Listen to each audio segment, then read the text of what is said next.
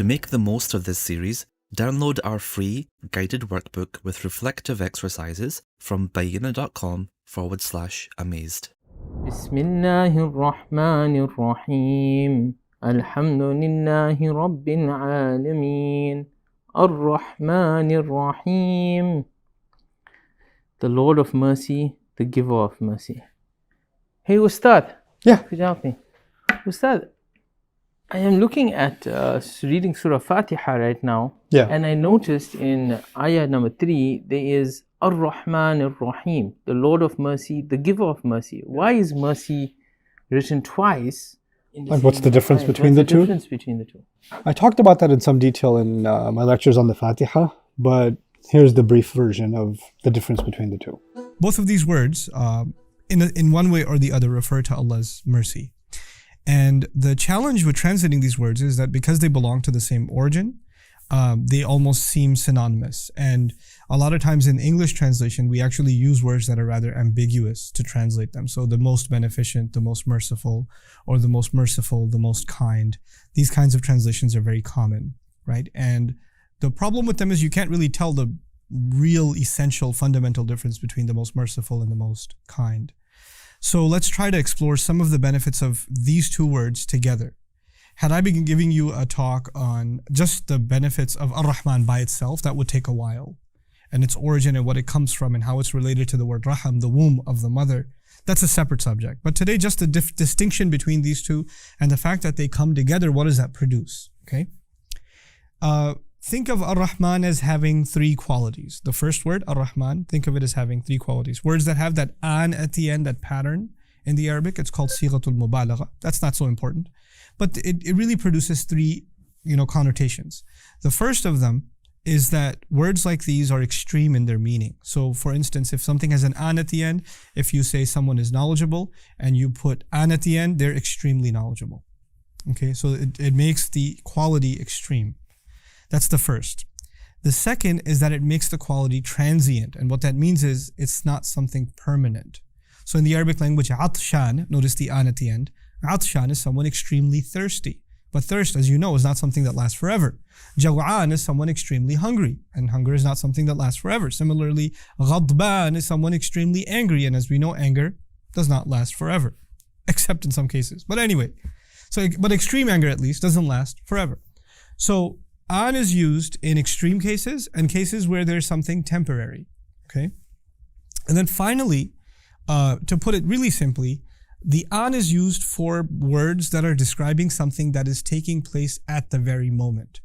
In other words, you're not describing someone who tends to be extremely angry or tends to be extremely thirsty or tends to be extremely hungry. You're talking about someone who is extremely thirsty or extremely hungry or extremely angry right now. These are the three implications. I'll repeat them very, very quickly. Extreme, temporary, and immediate. Extreme, temporary, and immediate. Now, if you apply that to the word Ar-Rahman, you'll appreciate something about the word Ar-Rahman. Allah's mercy, His love, His care is extreme. It's not some, normal mercy. There are moments in a person's life where they're demonstrating mercy and care. Then there are points where they spike. And so Ar-Rahman is describing this spike in the rahmah of Allah, the love and care of Allah. The second, the scary one, is that it's transient, but we thought every name of Allah is permanent, so it should always be the case. But as Ibn Abbas will describe, that Ar-Rahman actually refers to Allah's mercy as it manifests on this earth, in this life. It makes sense because this life is not permanent, right? So Ar-Rahman applies more directly to this life. And we'll see that in a second, how else that applies.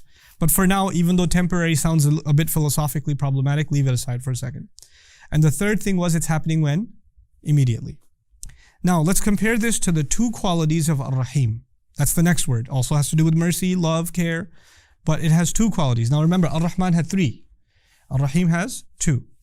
These two qualities are, one, that it's referring to something that is always the case. It's not just something happening right now or happening temporarily. It is happening. It's taking place, or it exists at least. That's the better way of saying it. It exists throughout. So for instance, when you call someone patient, then you've described a quality that they have. Or if you describe a car as red, it's a state of the car. It's not something that's going to change. You see what I'm saying? or you describe the sky as blue, then this is a quality of the sky. Okay? Now, or an adjective of water being pure or something like that. These are constant states. Okay? That's the idea of Rahim, Fa'il, that pattern. That's one, that it's constant. We'll put it like that, simply speaking, it's constant. The second piece of it is that it's not necessarily taking place, meaning it's not acted out, it's potential. To make this easy to understand, if I say about my wife, she's patient, right? And that's a quality that she has. But right now she's not here, alhamdulillah, so I can talk about her. But she's not here. Maybe she's not being patient right now. Maybe she's actually being quite the opposite. In other words, she has the quality of patience, but it doesn't necessarily mean that it's being demonstrated right now. Similarly, you can say somebody's wise, but while they're sleeping, they're not demonstrating the quality of what? Wisdom, right? So you can have a quality, but it's not being demonstrated. You get what I'm saying? Now, this is very different from Ar-Rahman, isn't it? Because in Ar-Rahman, it's being demonstrated when? Immediately. So now, 3 qualities of Ar-Rahman, and what are the 2 qualities of Ar-Rahim? That it's constant, and it's not necessarily being demonstrated. It's a dormant quality. Okay? Now, think about this. Why is Ar-Rahman first? Human beings, put it simply, human beings, we love immediacy. I like to give the example of somebody who works all week and they're going to get their paycheck on Friday. But their boss who hands them the paycheck isn't there. He's stuck in traffic somewhere. Right? And it's 4:45. I need to go 5 o'clock because I need to go immediately because I need to catch a flight and I need this money. I need to deposit it immediately because I'm going to need this money, and I don't see my boss. It's 4:45 and somebody comes to you and says, relax. The boss, he'll be here. He's reliable. He has a quality of what? Reliability. And you're like, yeah, I know he's reliable, but I wish he was being reliable right now. I don't need his quality of reliability to be dormant. I need it to be taking place at the moment. I need it right now. You see what I'm saying? Human beings, when they have a problem, they don't think about the constancy of a person's qualities, the one whose help they need. They don't think about the dormant quality. They want that quality manifest, immediate. Our immediate concerns need to be met. So the immediacy. And what we want immediately is not just in small amounts, we want it in big amounts. We want it in big amounts. That's just human nature. I'll give you an example of hunger. If I'm super hungry and I'm cranky and I go home and I call my wife ahead of time, hey, you have anything at home? She says, yeah, I have a good lunch at home. And I get home and instead of giving me the lunch that she promised, she says to me, what do you want to eat tomorrow? I say, I don't care.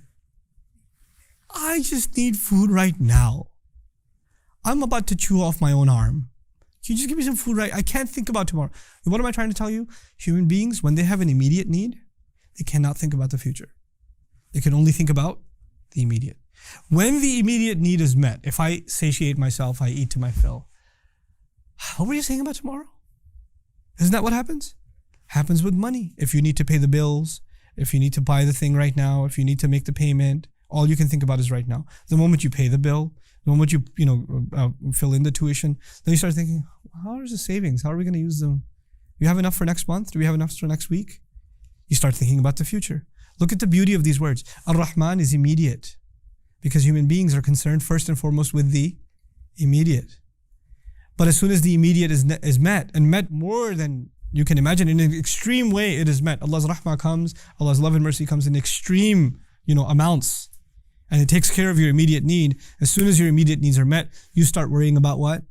The future. And so Allah says He's also Ar-Rahim. It's constant. So one takes care of the immediate and the other takes care of the future. It's so awesome.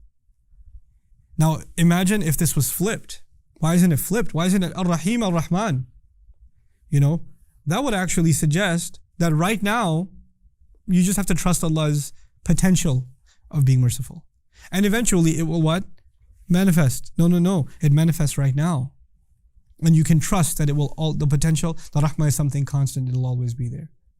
And the last thing I'll share with you that's really beautiful, said by Zamakhshari and some other scholars, is that words that are immediate and extreme, they are acting out, like we said. And words that are adjectives, like Rahim, are constant and level. They're not extreme. And they're not being acted out necessarily. So he used to compare Ar-Rahman to a violent ocean, like waves crashing on top of each other, and like it's taking on this extreme form.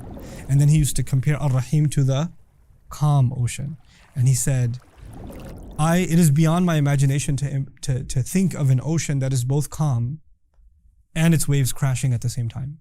I can't do it. And he says, it is when I think of that I realize that I cannot encompass the rahmah of Allah. How can he be Ar-Rahman and Ar-Rahim at the same time? That is what makes these two words incredible. May Allah Azza wa Jal make us worthy of His rahmah in this life and in the next, and you will appreciate the genius of the companion who says, Ar-Rahman is for this world, Ar-Rahim is for the next world. Look at that. Look at how he said it. Ar-Rahman is temporary, just like this world is what? Temporary. And Ar-Rahim will always be there because the next life is what? Permanent. They could see it immediately. So their analysis of the Quran was on point without a 10-minute description. They just got it. May Allah Azza wa Jal help us appreciate and reflect on the power and beauty of the Quran. Barakallahu li wa lakum. Wassalamu alaikum wa rahmatullahi wa barakatuh. So much of the work on the Quran has been completed on Bayyinah TV. I want you to enjoy systematically studying the Quran from the beginning all the way to the end, in brief and then in great detail. And to do that, I'd like for you to sign up on BayyinahTV.com. And once you appreciate what's going on in Bayyinah TV, I want you to become an ambassador for it and share that subscription with friends and family and give it as a gift also. Thank you.